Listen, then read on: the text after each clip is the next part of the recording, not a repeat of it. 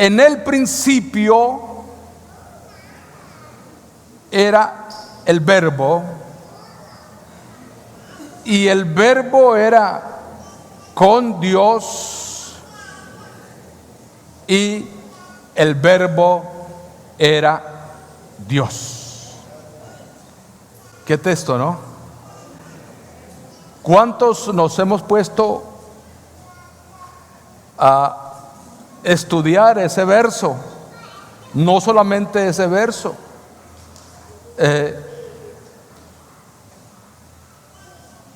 Hay versos en la escritura muy, pero muy interesantes, muy especiales, que nos llevan a nosotros a indagar, a investigar, a leer, a orar, a estudiar. Y este es uno de ellos. Comienzo entonces diciendo lo que está diciendo Juan aquí.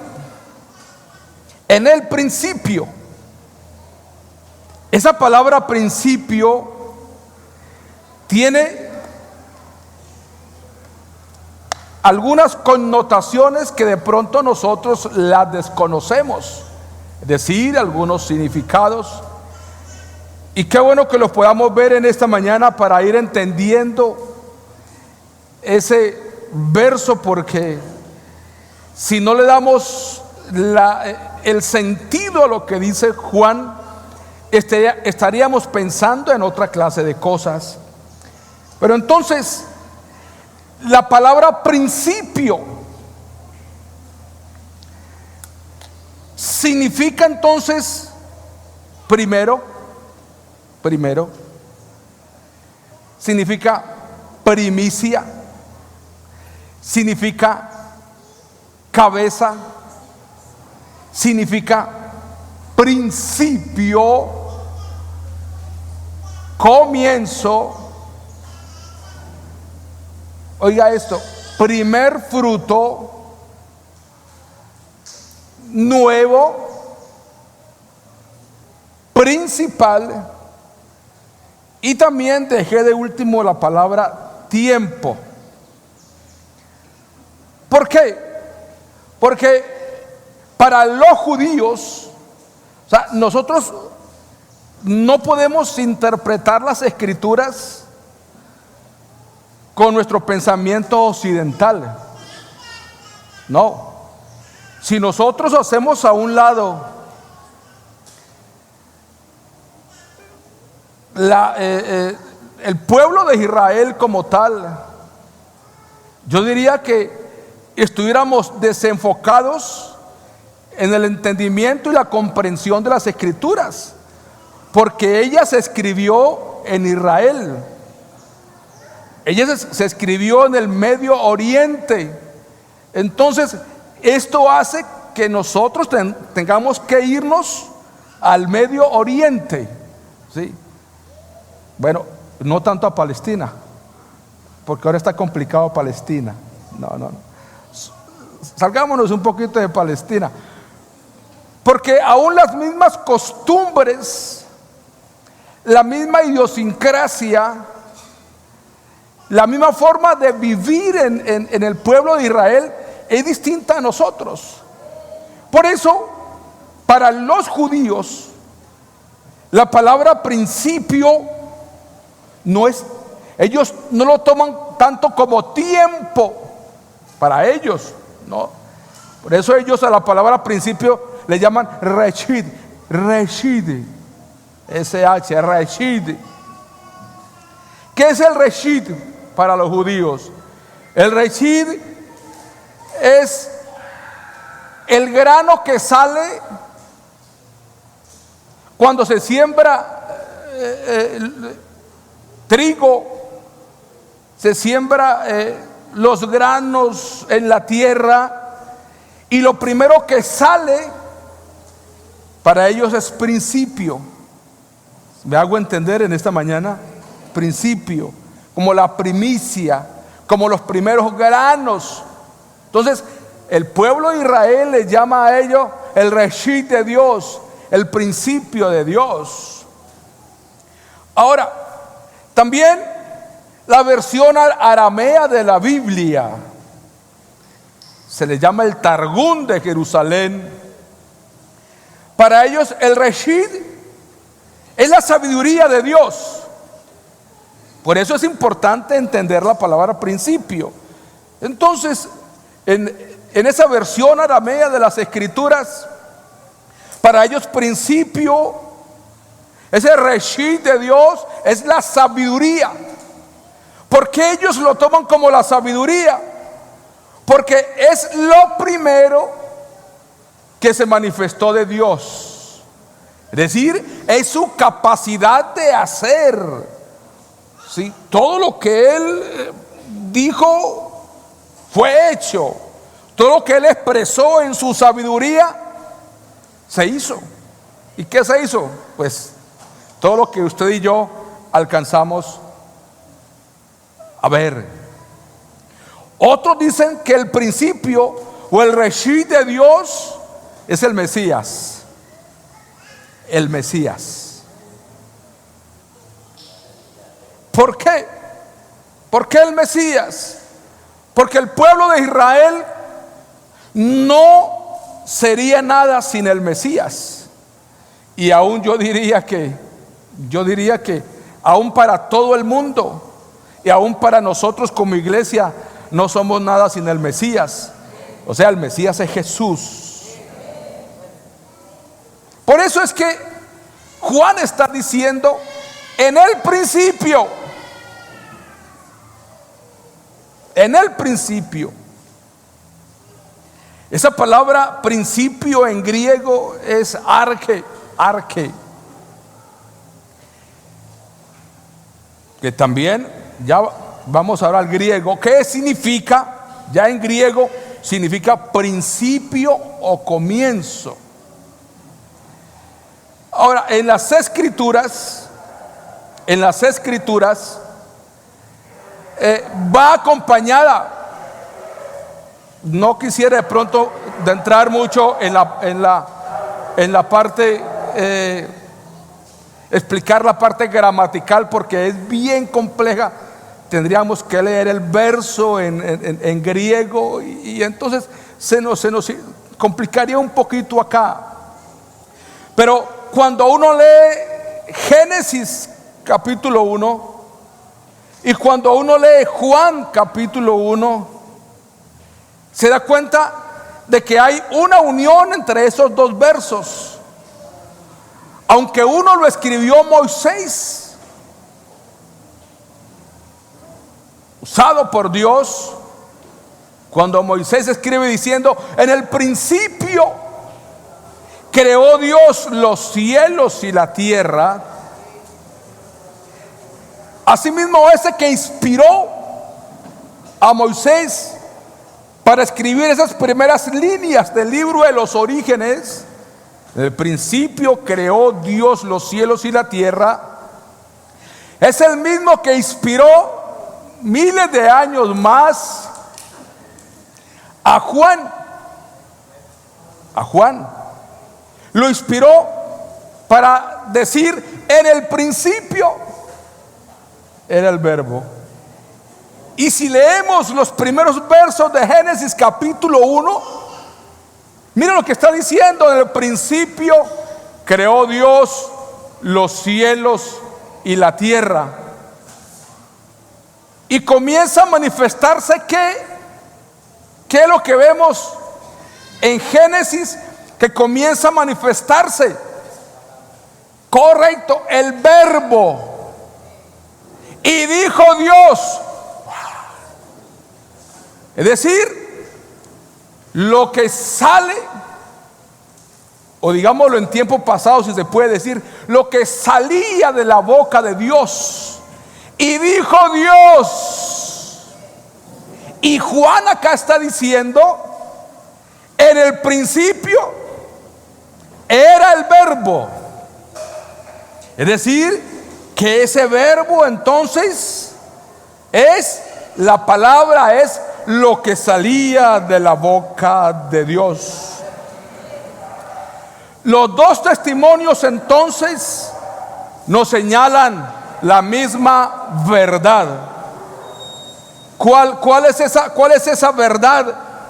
Que uno solo, que el de Génesis, como lo plasmó Moisés, como lo plasmó Juan en su evangelio,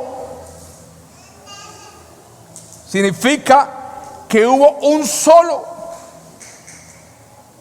creador de todo lo que existe. Un solo creador. Toda esta creación tan preciosa vino a existir por la voluntad soberana del Dios único. Dios único. ¿A quién me estoy haciendo referencia yo? Amigos, en esta mañana, y de verdad que me alegra verles, y a los hermanos, ¿a quién me estoy haciendo referencia yo? Aquel que es más grande que los mismos cielos. Aquel, como diría un escritor o un poeta, cuando estaba tratando de explicar a Dios, de describir a Dios, ese hombre tiene que decir: oh, si el mar fuera tinta, si el mar fuera tinta y el cielo fuera un pergamino o una hoja de papel, pues para hacerme entender, y nos pusiésemos nosotros a escribir, si el mar fuera tinta y hay más agua que tierra, creo que es el 70%. 70% de la tierra está compuesta por agua, y creo que el 30% ya es tierra firme. Si usásemos toda esa agua como tinta y escribiésemos en el cielo, no acabaríamos a describir la grandeza, la majestad, el poderío, el señorío, la omnisciencia de Dios, porque Él es grande. Y sus palabras, tus palabras y mis palabras para describirlo, así viviésemos 1000, 2000, 3000 años, no alcanzaríamos. De Él es que estoy hablando en esta mañana. Ahora Juan dice lo siguiente, aleluya: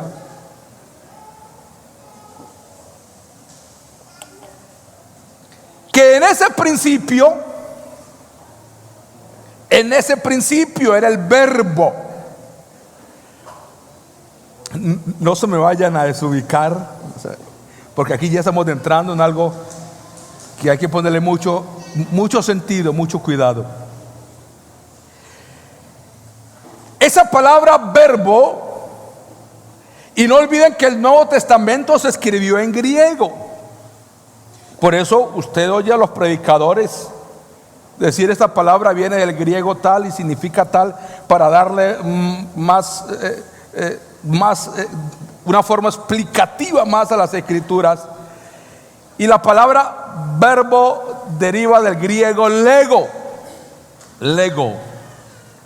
que significa decir, o logos, que es el más conocido, logos, que es palabra.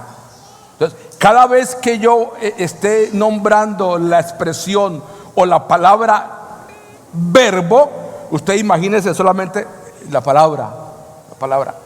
Por eso en nuestro léxico, entre nosotros, cuando alguien habla mucho, y cuando hay algún enamorado por allí y le va a hablar a la muchacha, de pronto ella dice: y ese tiene mucho verbo. Decir que habla mucho, ese tipo tiene mucho verbo, quiere cautivarme con su verbo, dice ella, con sus palabras. Entonces, cuando usted me escuche, para no tratar de decir verbo, palabra, entonces cuando yo diga verbo, dice: ya, claro, es la palabra, correcto. Entonces, ¿qué es el verbo como tal? Es la palabra, ¿sí? También significa oráculo. significa un dicho, que es lo que está dentro de la palabra, ¿no? Un oráculo, ¿qué es? Una profecía,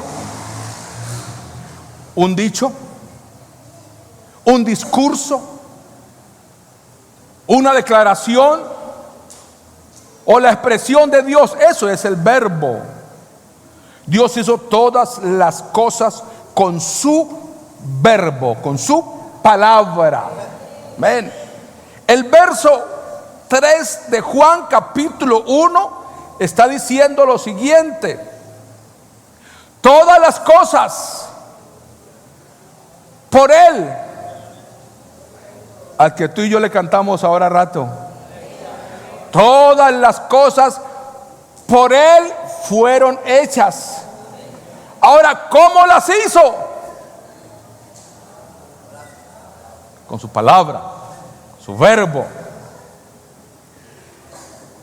El apóstol Juan fue el último de los apóstoles en morir y fue el único que no murió trágicamente. Él murió de viejo, aunque fue llevado a la isla de Patmos por el emperador romano para que muriera allá, pero ya anciano.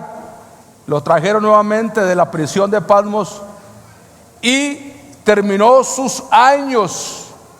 El apóstol Juan terminó sus años viviendo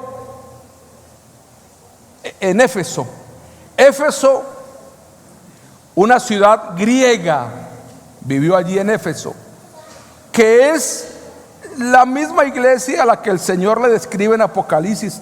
Escribe al ángel de la iglesia en Éfeso.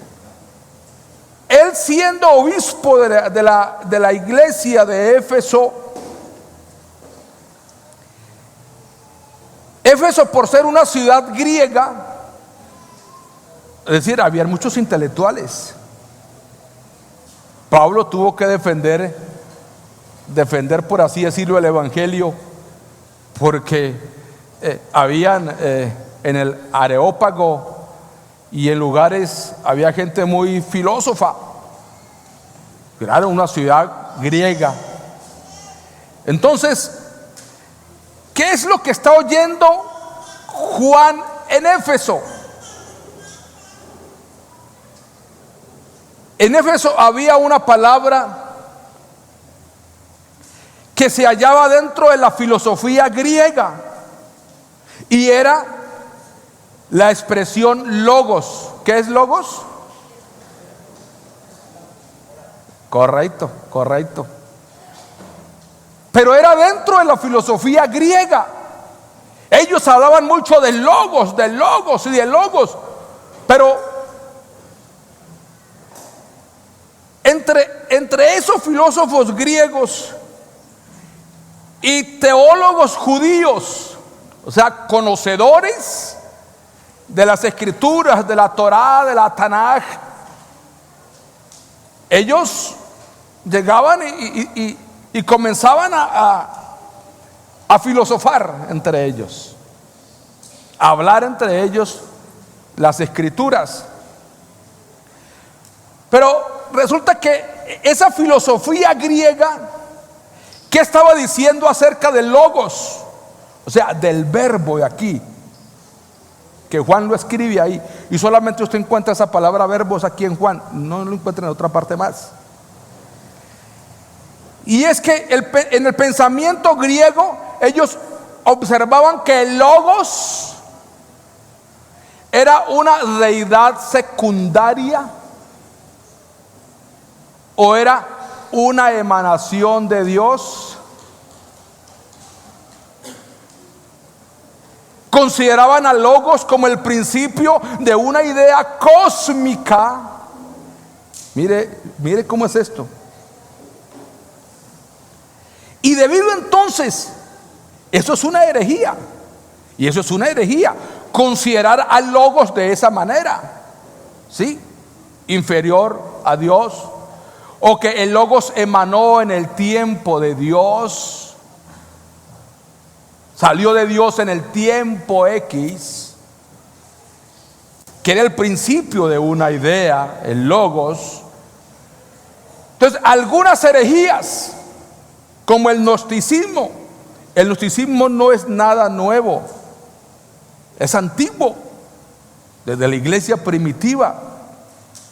Entonces, el gnosticismo y algunas sectas heréticas, tengan en cuenta esto, ya estaban incorporando esa teoría o ese pensamiento filosófico griego de decir que Jesús, o más bien que el Logos, era una deidad secundaria e inferior a Dios. ¿Sí me hago entender, hermanos? Es el pensamiento de los filósofos griegos y de algunos judíos, religiosos judíos. Claro, ese pensamiento fue tomado por religiones heréticas, por el gnosticismo, para hacer de Logos alguien inferior a Dios, alguien distinto de Dios. Cuando Juan entonces está escribiendo su evangelio, entonces él llega y coge esa palabra Logos para decirles: no, Señor, lo que ustedes están pensando no es así, no es así. Y escribe entonces y dice: en el principio era el verbo. Eso que estaban pensando los filósofos griegos acerca del Logos o del verbo, digo, no, Señor, así no es, así no es. Era el verbo, y el verbo era con Dios, pero a la vez que era con Dios, ese verbo era Dios. Amén. ¿Qué es lo que Juan entonces está refutándoles a los filósofos griegos? Que el verbo no es inferior a Dios, porque el verbo es Dios, no es inferior. Y ahora vamos a ver eso, que el verbo no emanó de Dios, no se desprendió de Dios en el tiempo, no, Señor. Que el verbo siempre ha estado con Dios desde el principio. Por eso Juan 1, capítulo 1 y el verso 2 dice: este era en el principio con Dios. A ver, le estaba también diciéndoles que Jesucristo, que Jesús, el Hijo de Dios, mira, aquí vamos entrando en esto, el Hijo de Dios no era otro que el verbo de Dios. Y eso lo voy a explicar ahora. Era el verbo de Dios dado a conocer en la carne.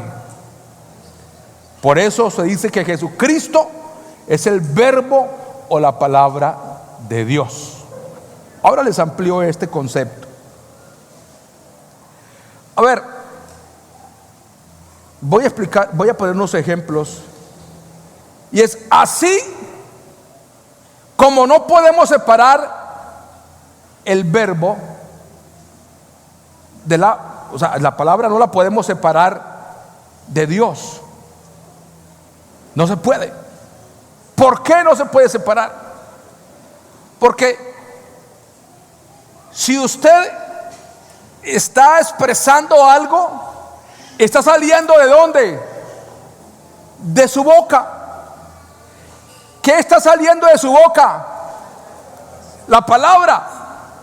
Entonces, si usted está hablando y yo le estoy escuchando o alguien le está escuchando, no quiere decir que la palabra que sale de mi boca es distinta a mí, que la palabra que sale de mi boca es otro y que yo soy otro.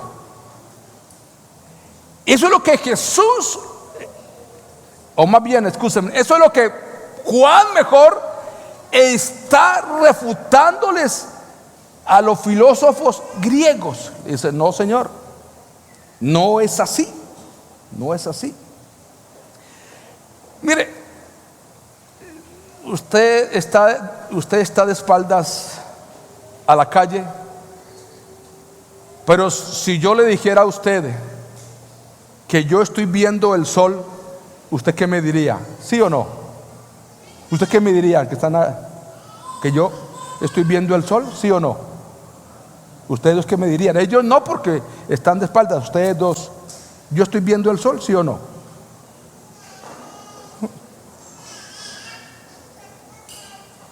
Yo estoy viendo el sol, ¿o no? Lo que emana el sol, ¿qué es? Luz. Usted mira, ¿usted está viendo el sol? Sí, estoy viendo el sol. ¿Y qué es lo que se ve allá afuera? ¿Qué es? ¿La luz de quién? ¿Usted cree que esa luz, esa parte del que está allá redondo allá arriba, o no? ¿O es el mismo? Así como no podemos dividir. No, usted no está viendo el sol, hermano Johnny. Yo estoy viendo el sol, vea. Yo lo estoy viendo. Una cosa es que yo coja unos lentes negros o con, bueno, que no vayan a dañar la.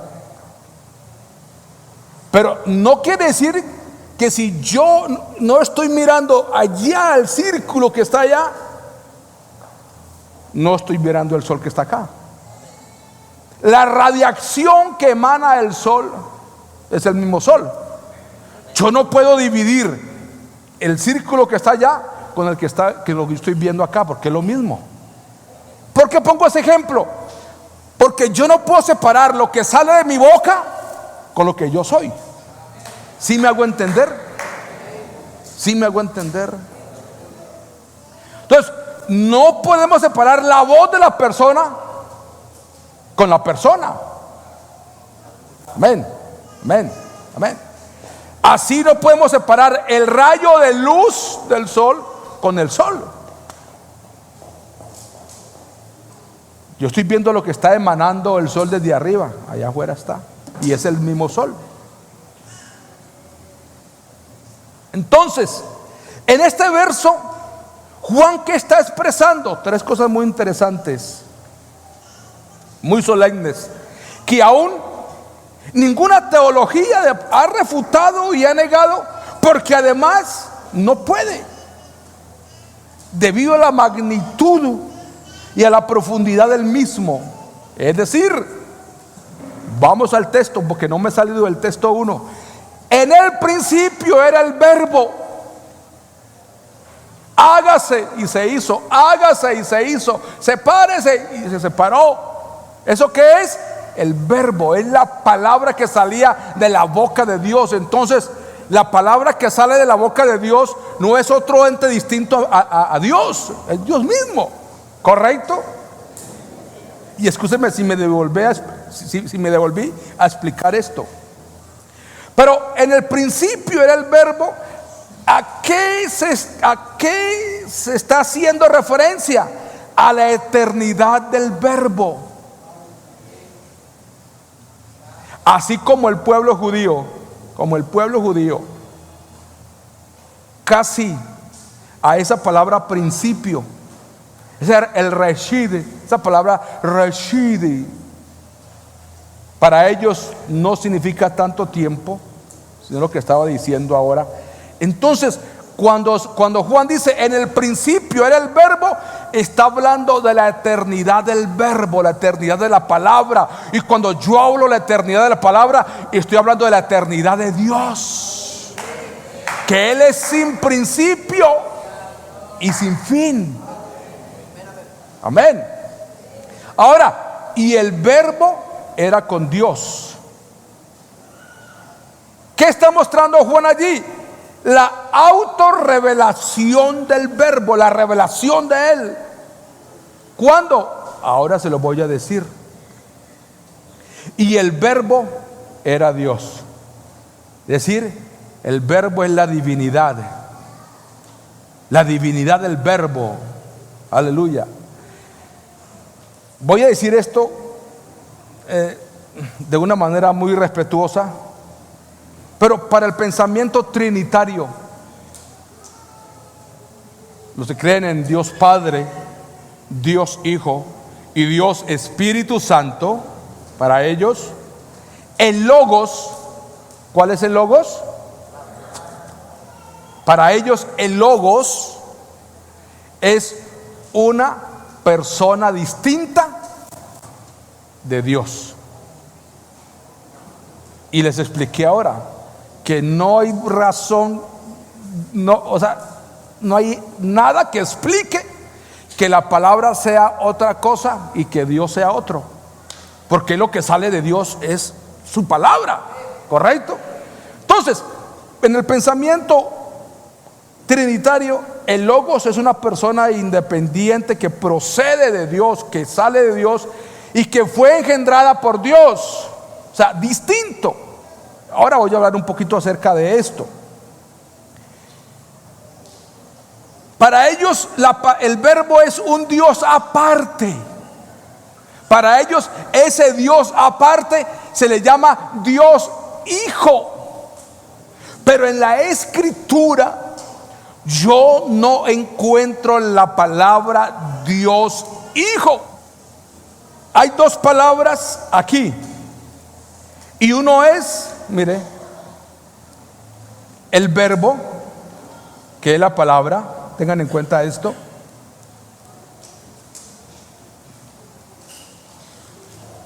Y hay otra palabra que está dentro del verso que dice: y el Verbo era Dios. Esa palabra Dios. Entonces aquí hay dos palabras y es verbo y carne. Verbo y carne. Es decir que ese Logos, esa palabra que salía de la boca de Dios, ¿qué pasó? Se convirtió en carne. Dios es espíritu. A Él no lo vemos, pero sí lo podemos sentir. Sí. Y para poderse comunicar con los seres humanos, con nosotros, usó un medio que nosotros entendemos. Y lo primero que Él usó fue el Verbo, la palabra. Cuando comenzó a comunicarse con Adán y Eva, lo hizo fue a través de su palabra. Adán, ¿dónde estás tú?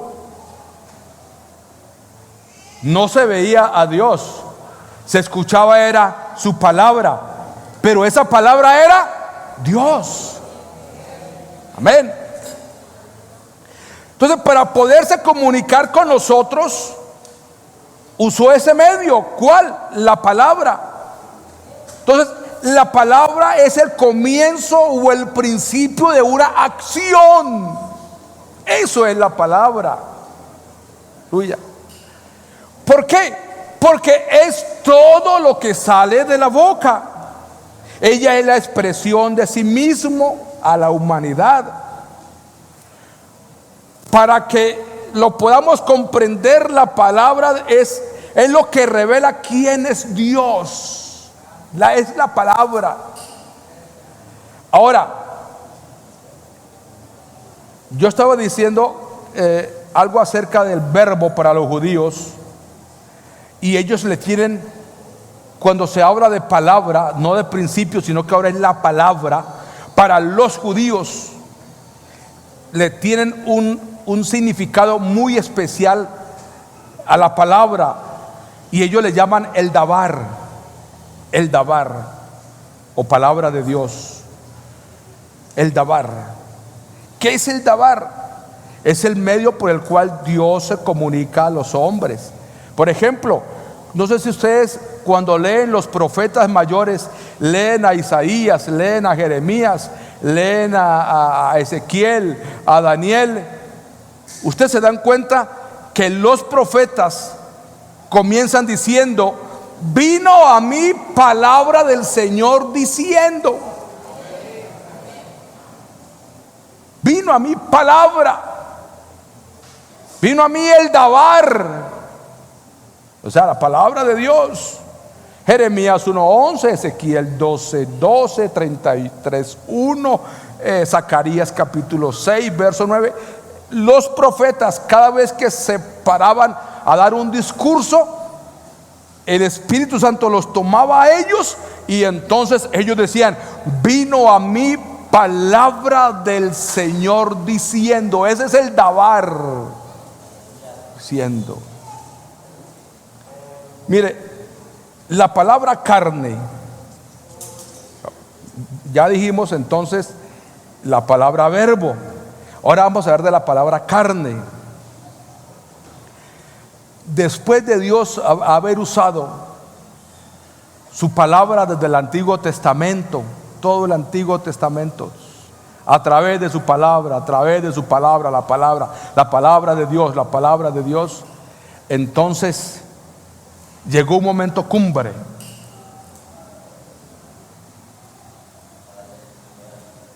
Aleluya. Y creo que podemos leer aquí el verso 14.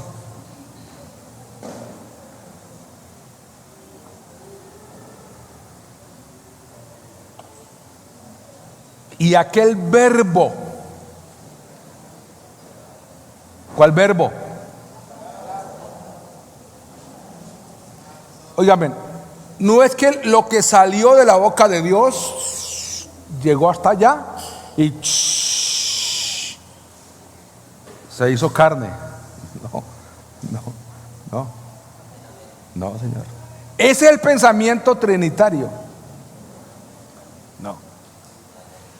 Después de comunicarse el Señor a través de su palabra, Dios quiso manifestarse al hombre de la manera con la cual nosotros los seres humanos nos entendemos y nos comprendemos, o estamos más familiarizados. ¿Con cuál fue? Entonces tomó un cuerpo. Esa palabra tomó carne. Amén. ¿Vamos bien hasta ahí?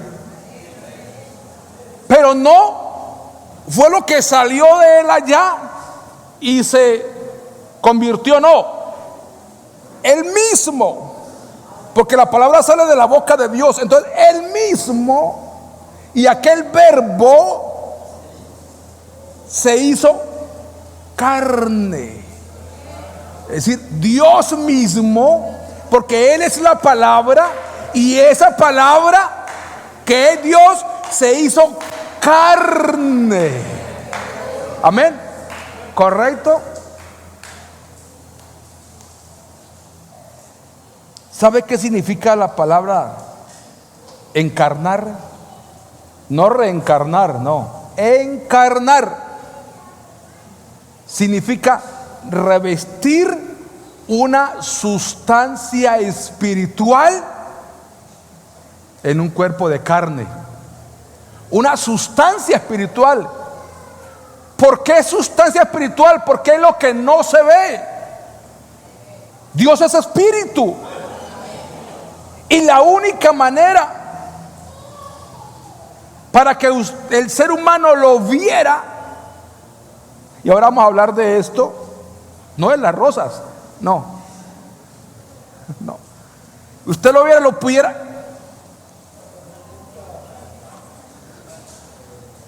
Tenía que manifestarse en carne, en un velo de carne. La palabra carne entonces se refiere al hombre. La expresión verbo se hizo carne significa que la palabra o el verbo, lo que antes se había constituido como un instrumento de comunicación de parte de Dios, que fue su palabra, ahora cambió. Dijo: no, ya no les voy a hablar más. Ahora voy a ir yo para que me vean.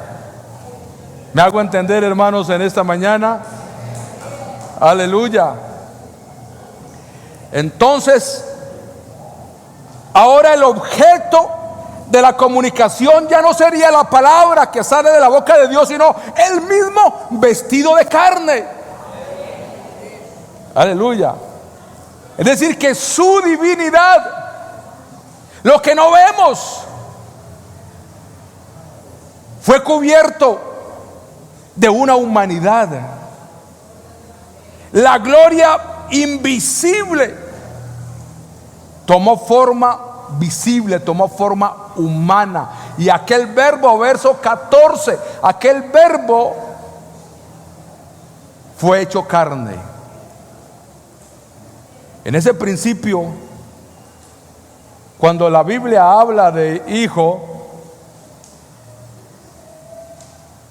y eso lo vamos a ver más adelante un poquito, no se refiere a otro ser distinto de Dios. No, no. La manifestación, óigame en esto, la manifestación de Dios en carne existía desde el principio. ¿Por qué la manifestación de Dios en carne existía en el principio? Antes de que el Señor creara la tierra, te creara a ti, me creara a mí, ya estaba. Porque el apóstol Pablo, escribiendo a la carta a la iglesia en Galacia, el capítulo 4 y el verso 4,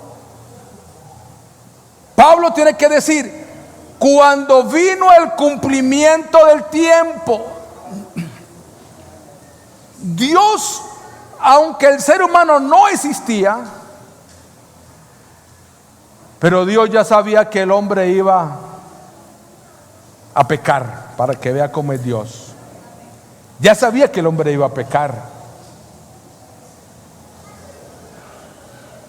El Señor, antes de que nos hiciera a nosotros, ya sabía que la íbamos a embarrar. La íbamos a embarrar. Y la embarramos, ¿sí o no? Claro. Pero Él acá dijo: el ser humano que voy a crear va a pecar, pero yo les voy a dar una solución a ellos. Les voy a dar una respuesta a ellos, a su problema. ¿Y cuál fue esa respuesta? Entonces ahora sí dice Pablo: pero cuando vino el cumplimiento del tiempo, ¿sí ve? La dama pasaron 9 meses. Y acá también pasaron unos buenos años. Unos buenos años. Cuando vino el cumplimiento del tiempo, Dios envió a su hijo. Eso es lo que voy a decir ahorita. Hermano, pues ahí está el hijo. Pero hermano, estuve leyendo y me encontré meditando con esta explicación. Póngame mucho cuidado. Pero cuando vino el cumplimiento del tiempo, Dios envió a su hijo, nacido de mujer y nacido bajo la ley. Tengan cuidado esto.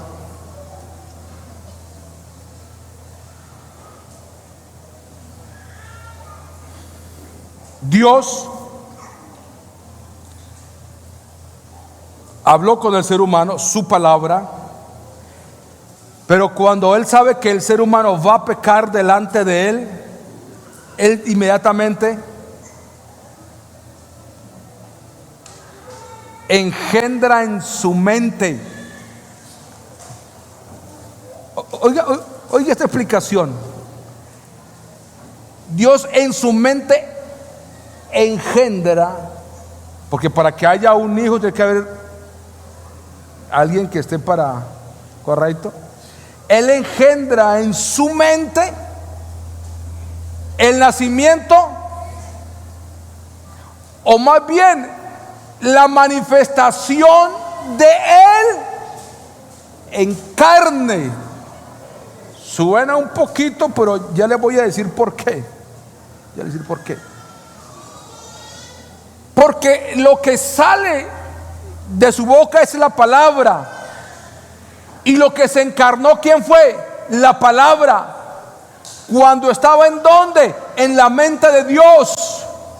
Por eso es que dice aquí entonces Juan, y aquel verbo fue hecho carne. ¿Cuándo? En el cumplimiento del tiempo. En el tiempo de Dios.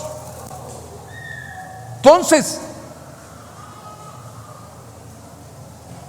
eso que se concibió, lo que se concibió en la mente de Dios en el principio, para que se cumpliese en el cumplimiento del tiempo,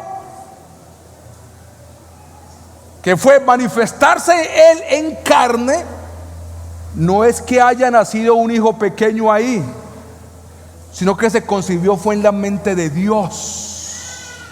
Aló, ¿correcto? ¿O doy otra explicación? ¿Correcto?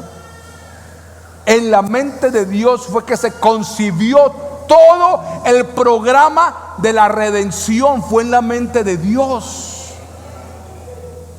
Y como estaba en la mente de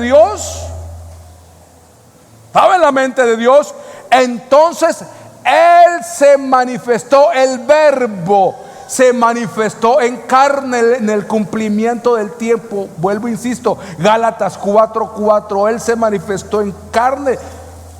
Aquel verbo fue hecho carne y habitó entre nosotros. Ese principio, desde antes de la fundación del mundo, Dios lo planeó, como lo dije ahora, lo planeó en su mente. ¿Qué es lo que Él planeó? Pues la redención suya y la redención mía.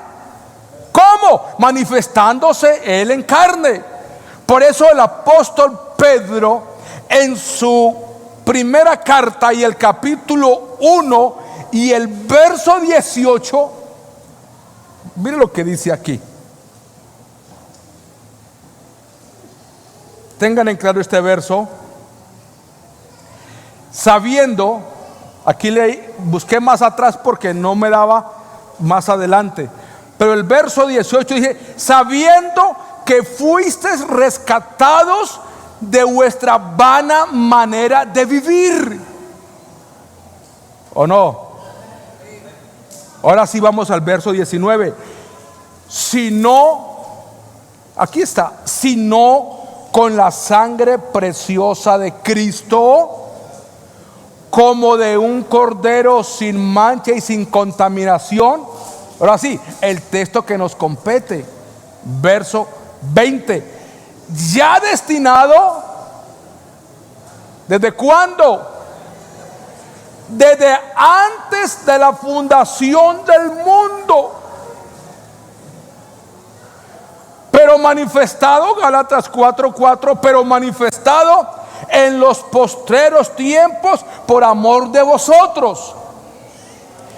Es decir, que la concepción de la manifestación de Dios en carne estaba en la mente de Él. Y a lo que nació entonces, ya cuando nació, por eso es que Dios envió a su hijo nacido de mujer, y lo que nació entonces se le llamó hijo. ¿Por qué? Porque esa sustancia, esa esencia de Dios tomó forma humana. Amén. Los veo muy ahí concentraditos. Eso está muy bien.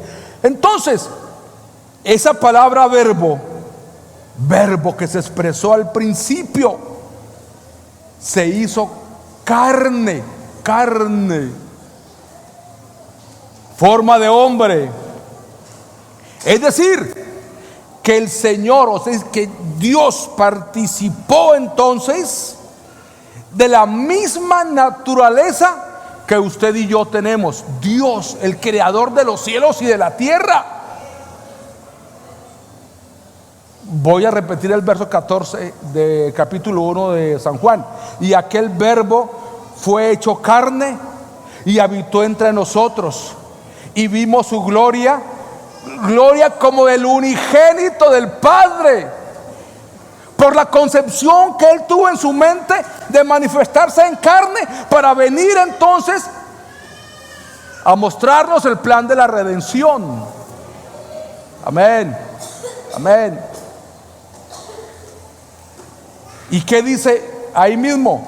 ¿Qué dice la carta a los Hebreos, el capítulo 2 y el verso 14? Tengan en cuenta esto: por cuanto a los hijos. Ese es San Juan 1:14 y Hebreos 2:14 son textos interesantes. Por cuanto los hijos participaron de carne y sangre. Esto. Él. ¿Quién? El Verbo. ¿Quién es el Verbo? Dios. Porque el Verbo es lo que salía de la boca de Dios, entonces Dios mismo.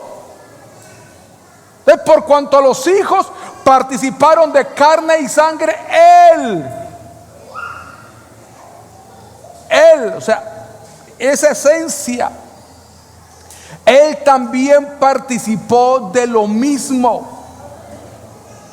Entonces el Señor nuestro Dios participó de lo mismo, de carne y sangre. Él le dolió los azotes, la corona de espinas, el sufrimiento. Se fue a ayunar 40 días y 40 días y tuvo hambre. Claro. 100% humano, pero también 100% Dios. Sí. Y Juan también en su primera carta, el capítulo 1, el verso 1 y el verso 2, lo que era desde el principio. Y es que Juan también se tira unos textos, pero que uno se queda aterrado de Juan. Claro, pues también usado por Dios. ¿Qué era el principio? El Verbo. Y vamos a unir con Juan 1 y el 14. Lo que era desde el principio, el Verbo. Lo que hemos oído, el Verbo. El Verbo. Lo que hemos visto. Ahora sí, el texto que yo estaba tratando de decir ahora. Lo que hemos visto, ¿con quién? Pero ¿qué vieron ellos? ¿O qué vio Juan y los apóstoles y la gente en Jerusalén, en Judea, en Samaria? Lo que hemos visto con nuestros ojos, lo que hemos contemplado y palparon nuestras manos. ¿Y qué fue lo que ellos vieron y contemplaron y palparon? Al Verbo de la vida. Sí.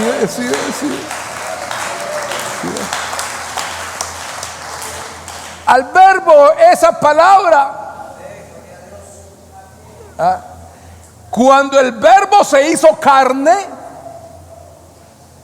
cuando Dios se hizo carne, ¿qué pasó? Fue oído, fue visto, fue contemplado y fue palpado. Aleluya. Esta es una de verdad correcta terminología de las Escrituras. Pero el verso 2 sigue diciendo, oiga esto, hermanos, es que es claro, porque la vida fue manifestada. No, hermanos, no. La vida fue manifestada. O sea, no se manifestó otro. ¿Quién es la vida? Él. Y por eso Jesús tuvo que decir: yo soy el camino, soy la verdad y también soy la vida. Porque la vida, oiga, ¿usted es capaz de ver la vida? Yo veo la vida, pero en un cuerpo físico. La vida como tal, yo no la puedo ver, ¿cierto? Que no. ¿Quién puede ver la vida? Nadie. Solo representada en un cuerpo como usted y yo. No, como se mueve, como ve y oye, camina, es porque está vivo. Pero uno puede quitarse ese velo de carne para que la gente vea mi vida. No, porque es que la vida es esto. Pero ¿qué sigue diciendo aquí Juan? porque la vida fue manifestada. ¿Y qué pasó? ¿Cómo hace uno para ver la vida? Dios mío. Y la hemos visto. Y testificamos y os anunciamos la vida eterna, la cual estaba con el Padre y se nos manifestó. Esta palabra es ahora el Señor Jesús. En otras palabras, lo visible, lo invisible se hizo visible. Por eso, cuando el Verbo se hizo carne, del verso 14 de Juan 1, el Verbo, hermano, Dios se hizo carne. Yo digo, ¿cómo no amarlo, hermanos? Él asumió su naturaleza humana, pero sin dejarla divina. Él no la dejó. Él no la dejó. Primera de Juan, capítulo 4, el verso 2 y el verso 3. Oiga, en esto conoced del Espíritu de Dios. Todo espíritu que confiesa que Jesucristo ha venido en carne es de Dios. Y todo espíritu, verso 3, que no confiese que Jesucristo ha venido en carne no es de Dios. Y este es el espíritu del anticristo. El Verbo tomó forma humana por medio del nacimiento virginal de María. Pero esto no hace que sean dos personas, porque el Logos es Dios. En Belén, mire, en Belén Dios llegó a ser lo que no había sido antes, pero sin dejar de ser lo que siempre ha sido. Siempre ha sido Dios. Ahora Dios iba a hacerse visible al hombre por medio de un cuerpo. Verbo se hizo carne. Por eso Jesús tuvo que decir en Juan 6:38, si él nació de María, la palabra entró en María, porque María concibió no como las demás mujeres. ¿Sabe cómo concibió María? ¿Sabe cómo concibió María? Por el oído. El mensaje del ángel. ¿Y ella qué hace ella? Cree a lo que el ángel le dice y ya. Entonces todo entró por el oído. Ahora hay que el hombre quiera a cautivar por el oído, conquistar por el oído. Las damas son muy sensibles por el oído, pero en este caso María concibió por el oído. Eso es un milagro. ¿Y por qué Juan 6:38 Jesús está diciendo yo he descendido del cielo? ¿Correcto? Yo he descendido del cielo. Porque él era el Verbo, Dios. ¿Qué fue lo que descendió del cielo? ¿Un hijo que ya estaba chiquito allá en la eternidad con el Padre? No, fue la palabra. ¿Y quién es la palabra? Pues Dios mismo. Y Él se manifestó en carne. Entonces, la orden, o sea, por la palabra, la orden que al introducirse en el vientre de María, por lo que ella oyó, ella quedó encinta. Que es un estado interesante, como decimos nosotros. Y eso, y aquello mejor, y aquello que nació entonces de María, tuvo que llamársele hijo. ¿Por qué? Porque el Señor, como dijo otra vez el escritor a los Hebreos 2:14, participó de carne y sangre, y todo lo que sea de carne y sangre es un hijo. Aleluya. Hermanos, de verdad que estoy muy emocionado, pero también el tiempo me está emocionando mucho. Y aquel verbo fue hecho carne y habitó entre nosotros. Y yo digo, hermanos queridos, ese Dios creador de los cielos y de la tierra, ese Dios que te formó a ti, que me formó a mí. El salmista, hablando proféticamente, dice: mi embrión vieron tus ojos, Dios mío. Del momento de tu formación Dios ya sabía. Él es el creador de los cielos y de la tierra. Él es nuestro Dios. Él es aquel a quien nosotros venimos aquí a rendirle culto, pleitesía, reconocimiento, honor, agradecimiento, alabanza, adoración, porque Él es el Rey de Reyes y el Señor de los señores. Por eso Él sea la gloria y la alabanza, el imperio y el poder por los siglos de los siglos.